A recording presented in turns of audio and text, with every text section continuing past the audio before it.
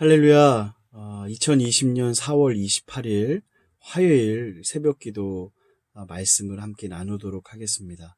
오늘 우리에게 주신 하나님의 말씀은 사도행전 8장 1절부터 4절 말씀입니다. 사도행전 8장 1절부터 4절 말씀 제가 한번 봉독하도록 하겠습니다.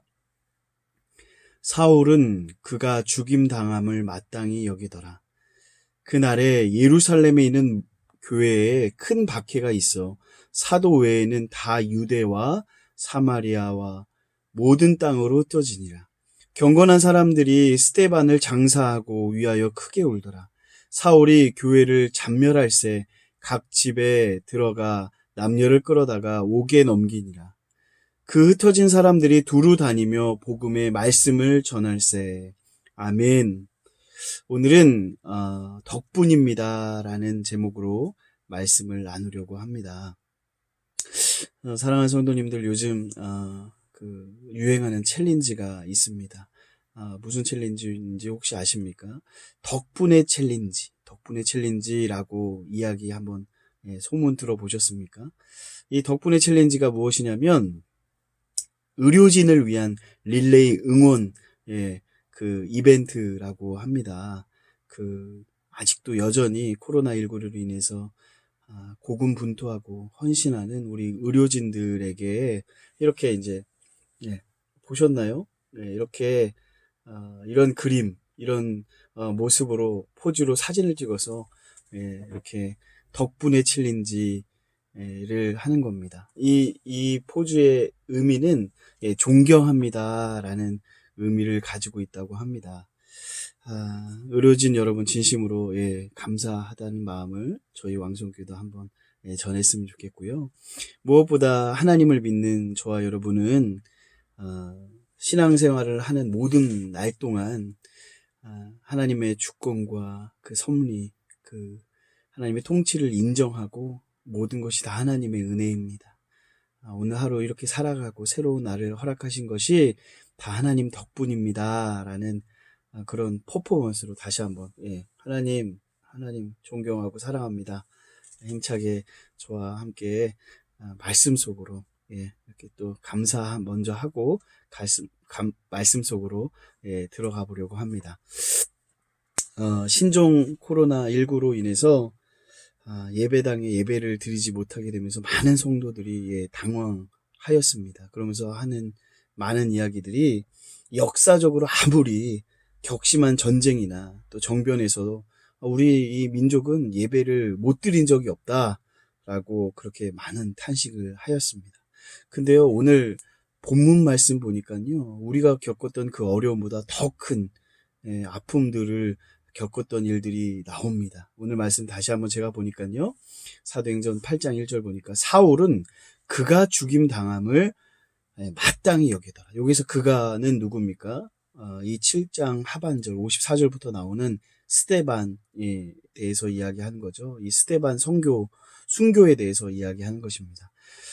그래서 그날에 이 스데반이 순교하는 그날에 예루살렘에 있는 교회에 큰 박해가 있어 사도 외에는 다 유대와 사마리아와 모든 땅으로 흩어지니라.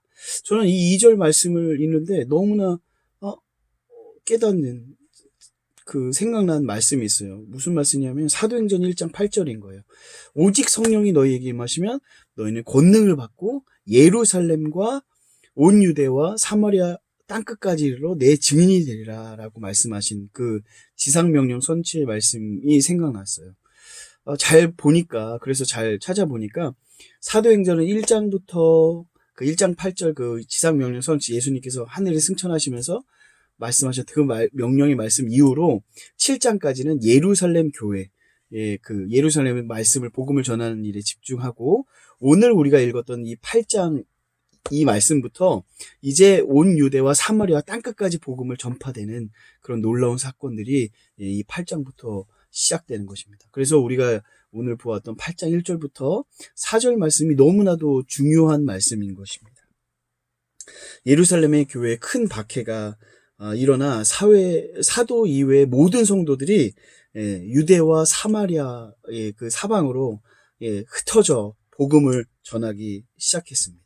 무엇 때문에 그랬죠?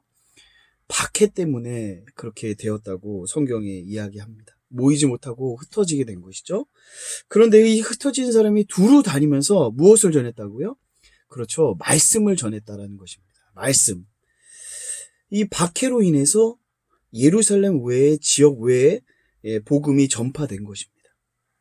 예루살렘 교회 입장에서 보면 이 박해가 분명히 이 부정적인 사건인 것이 틀림이 없죠.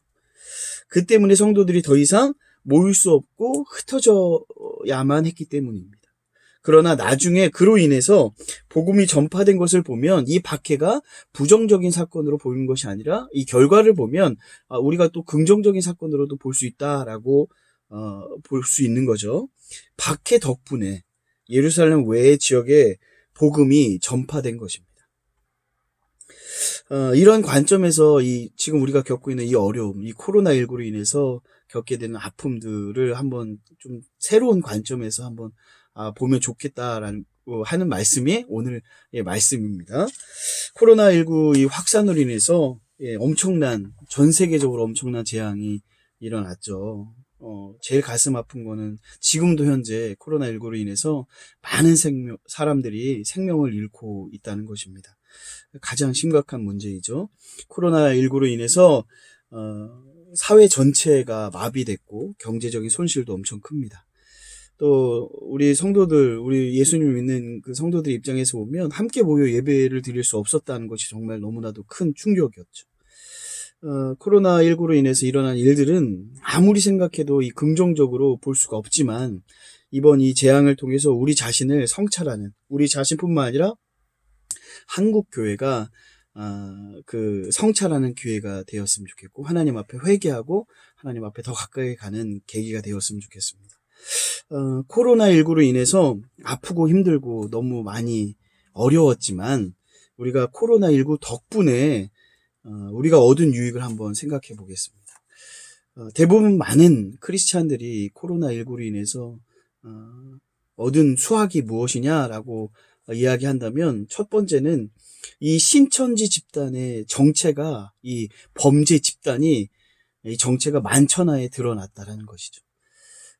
코로나19 덕분에 이 신천지 뿌리채 지금 흔들리고 있습니다. 여전히 어려워하고 뭐 이렇게 법인도 힘들어졌다고 그렇게 소식이 듣고 있습니다. 코로나19로 인해서 신천지가 드러났다는 거. 또 두 번째는 코로나19로 인해서 제가 볼 때는 인간의 무력함이 실감나게 이 무력함을 실감나게 한 사건이 아닌가라고 생각됩니다.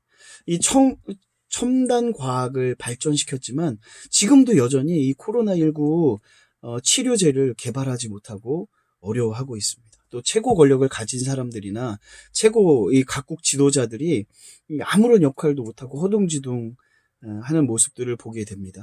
또 아무리 재산이 많은 사람도 또 건강한 스타들도 스포츠 스타들도 이 코로나19 앞에서는 너무나도 연약하고 부족한 모습들을 보이게 되는 것입니다. 인간의 지혜와 권력과 재물과 건강 이 모든 것이 코로나19 앞에서 무력해지는 그런 모습을 보게 된 것입니다. 마지막으로 이 코로나19로 인해서 이 덕분에 우리 자신이 진짜 주님을 믿는 사람인지 또 그냥 교회만 나가는 사람인지를 분별하게 될 수 있지 않았나 저는 그렇게 생각됩니다.